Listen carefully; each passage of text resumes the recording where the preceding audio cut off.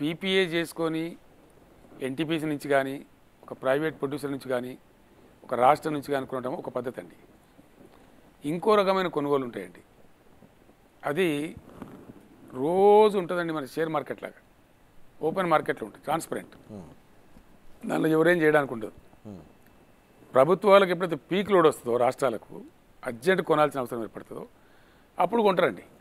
తాత్కాలికంగా అది ఒక 4 రోజులకి, వారానికి, 10 రోజులకి, నెలకి కొంటారు. మంత్ మొత్తం కలిసి ఒక 1000 కోట్ల కరెంట్ కొంటారండి. రాష్ట్రాన్ని కాపాడుకోవాలి కాబట్టి, పంటలు కాపాడుకోవాలి కాబట్టి, పరిశ్రమలు నడుపుకోవాలి కాబట్టి ఆ పీక్ లోడ్స్ ఎప్పుడైతే వస్తాయో ఆ పర్టికులర్ పీరియడ్లో కొనేదానికి రెగ్యులేటరీ కమిషన్ కూడా అడ్డం రాదండి.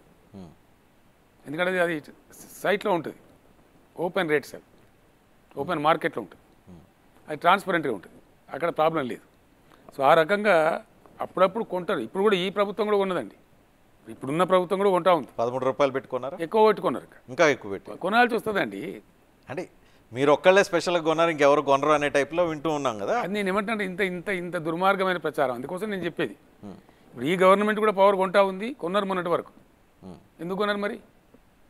ఏం సమాధానం చెప్తారు? అందుకే నేను అన్నది, బదనాం చేస్తే ఉండేది రజనీకాంత్ గారు దూది పింజలాగా ఎగిరిపోద్ది, సరే నల్లిఫై అయిపోద్దని చెప్పింది.